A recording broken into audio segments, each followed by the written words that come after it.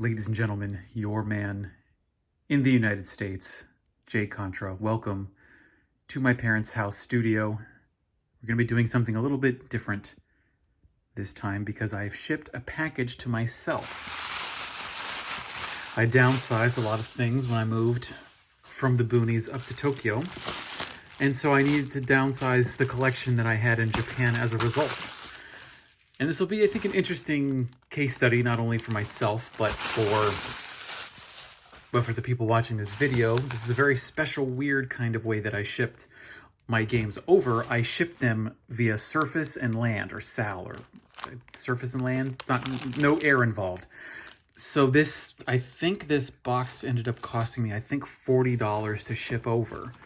Let's see, everything actually, wow, I'm actually kind of surprised. The box itself, I'm trying to preserve. I hope I don't show. Yeah, so if you look at the box itself, hopefully I don't show my address on this. You can see I sent this via sea, and then it ended up coming over to here on the east coast of the United States. I don't know if it came here by sea or by land eventually, but made it to my parents' house, and everything is remarkably in shape. I actually haven't opened anything yet. Here's ActRaiser.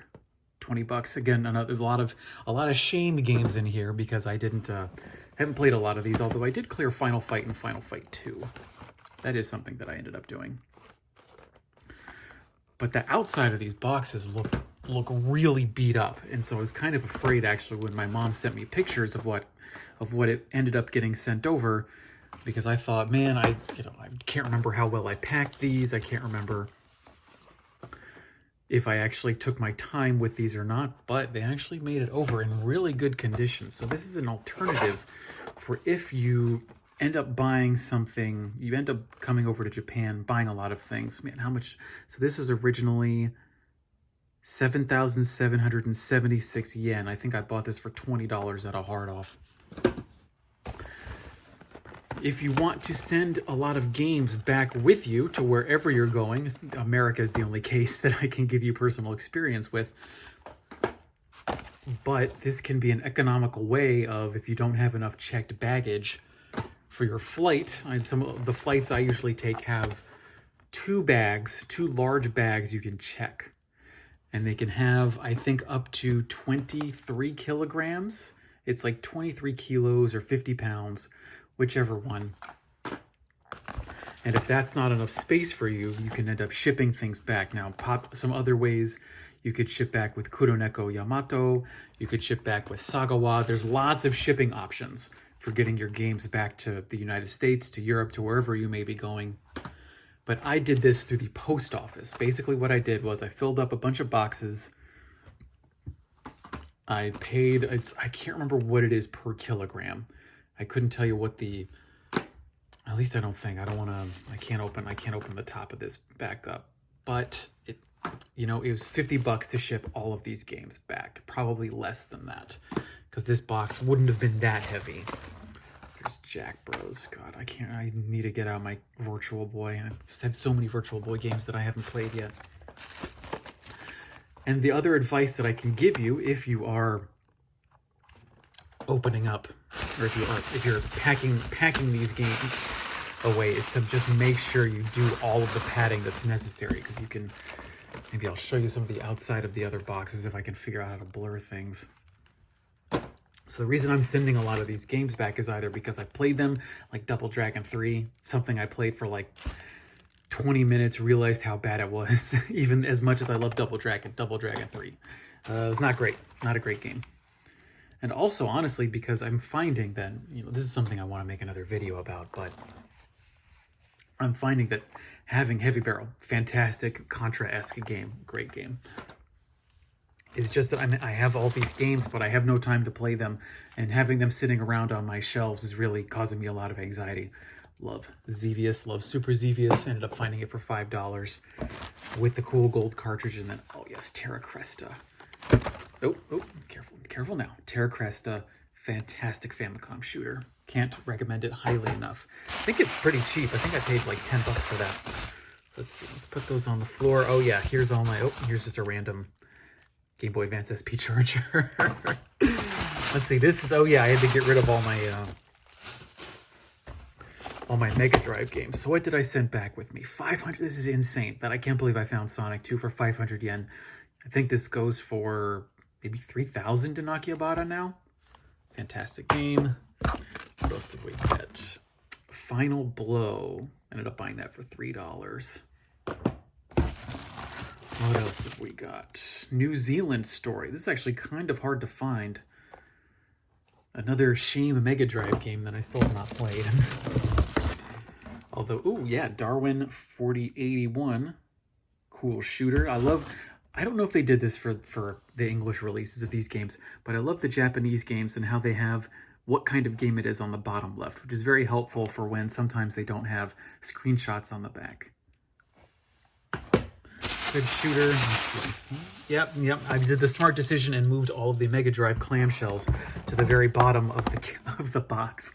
Quack Shot, great game. I love the Disney games that ended up coming out for the Mega Drive. I think are all pretty good quality games. What did I spend on Sonic? I wonder how much I spent on this. Still, as long as it was beneath $30, very worth it. eSWAT. What else have we got? Oh, Curse. Curse is a game that I don't often see talked about, but is a very interesting Mega Drive shooter that I would recommend. If you can find it for less than $20, I would recommend picking it up and putting a couple hours into it. Okay, oh, and there's Zero Wing. Zero Wing, you know, as many memes as we can make from Zero Wing and its weird translation, just playing it, honestly, it's a fine shooter. It's a good shooter, but I find it impossible to play just because the sound is so bad. Just the basic sound of making a shot in Zero Wing, it's just so absolutely grating. Oh, and we're back. I accidentally turned off the camera on my phone, but I ended up opening up another box. Figure we could go maybe 10-15 minutes. Let's see what happened to all of my precious games. What's in this box? Oh, it's all my GameCube stuff that I sent back. I didn't send back all of my GameCube stuff because I am collecting more games for it, but let's see the shape. Everything in here. I'm actually really surprised that, oh yeah, some dents on here. This is actually, I didn't want to say mint, but in a pretty good condition. Yeah, I really could have packed this better. If anything, maybe I shouldn't even put this up because it's just going to expose about how little I have cared for these games. Even though, I mean, Scars of Arcadia, fantastic GameCube game. I think I really do want to play the original Dreamcast version. But these games, I don't think I put that much packing in here. I should have put in more because I figured a lot of this is going to be hardware and the hard case clamshells for the GameCube, Eternal Darkness. Mario Party 5, to be honest, the original 2-3 Mario Parties were good. The original one was good, but after that, the Mario Parties kind of fell down.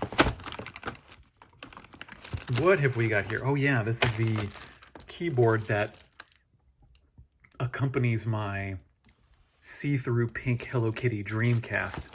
One of the better purchasing decisions I made because now it's, I think, like a $150 machine, but I picked it up back in the day when nobody really cared about the Dreamcast. So we got here a bunch of Wii components. Yeah, there's the Wii Power Brick. Something to note about the Wii Power Brick is, let's double check. But yeah, the Wii, I do not believe that it is compatible. No, it's only good for Japan, so it's only good for the 100-volt AC input. So you're going to need a converter for the Wii. Although you can just as easily buy an American Wii adapter, but it's just something to note. The sensor bar is going to be universal. Wow, I can't believe this actually made it. This didn't get folded. This is the insert. This is the, I guess, to keep your Famicom disk drive clean. I've seen them in different color variants. I don't know if that matters. I think this one goes with the Famicom Twin that I have. Then what is this? Oh, this is going to be the Dreamcast AV cables, bringing that back because I got S-Video cables for my Dreamcast. What else is going to be in here? Oh, did I send my Virtual Boy back? Oh yeah, this is the insufferable keychain that I bought. This is, what was this? Oh yeah, this is Oathkeeper or something for Kingdom Hearts. I used to have that on my keychain for my keys, but it would just get caught in my pocket. So I think I'm just going to use it as memorabilia now. But yeah, so I'm saying I sent back my Virtual Boy because here's the stand. I did at least sent this back very carefully. Yeah, what's in here? Oh yeah, okay, so this is going to be the disk system RAM cartridge that you put into the Famicom slot. So yeah, okay. Oh, and then here's a rumble pack.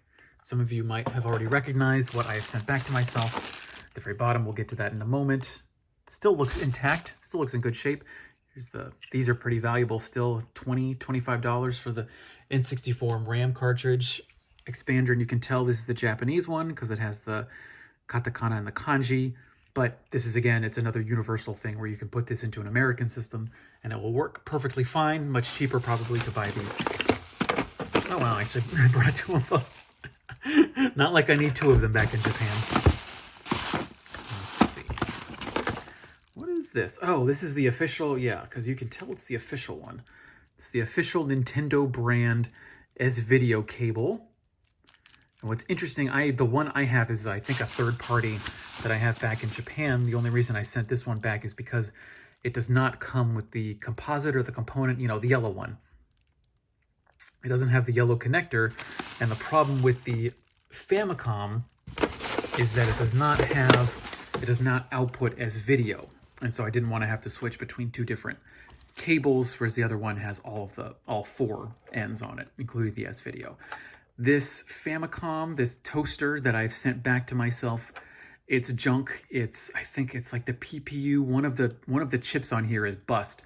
I thought it was the power adapter. I thought it might have been one of the transformers or something in here that was busted because it doesn't power on anymore.